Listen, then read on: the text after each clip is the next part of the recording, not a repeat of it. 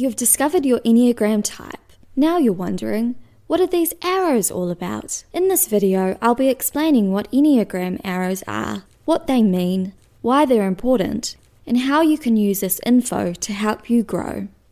I'm Christelle from the Better Adult Project, and I'm on a journey to learn all about the Enneagram. When I first discovered my type, I was super overwhelmed with just trying to grasp what it meant to be a 4. Now I've come to terms with the great and not so great sides of my type. I'm ready to dive a little deeper into the different aspects of the Enneagram. So, arrows. What are arrows? The Enneagram is a personality typing system and a powerful tool for self-discovery because it taps into our motivations behind what we do and captures how personalities are influenced by different factors. This is where arrows come in. With the Enneagram, we have our core type and our wings, but we're also connected to 2 other types. We move along the lines connected to our type and take on the traits of the types we're connected to. Arrows are used to represent this movement. Security and stress arrows.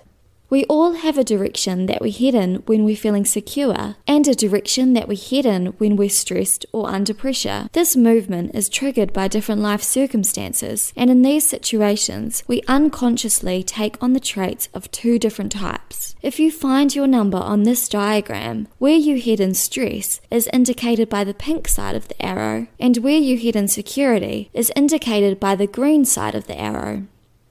What are the arrows for my type?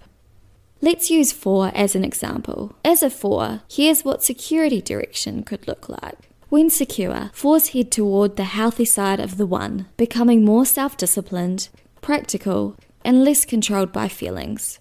When stressed, 4s head toward the 2, tapping into the 2's unhealthy side, repressing their own needs, becoming overly dependent, and maybe manipulative towards others. And here's where all the other types head in security and stress. Feel free to pause at any time to take a better look at your type's arrows.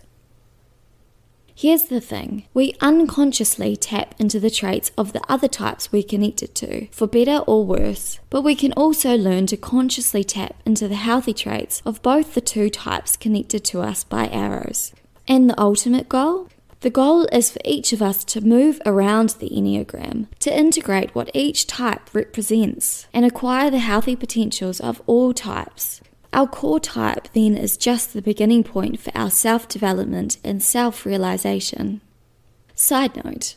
So I've recognized there are lots of different words used to describe similar things with the Enneagram, and this can be a bit confusing. As an example, these are some of the different terms used to describe arrow movement and the 2 other types we're connected to.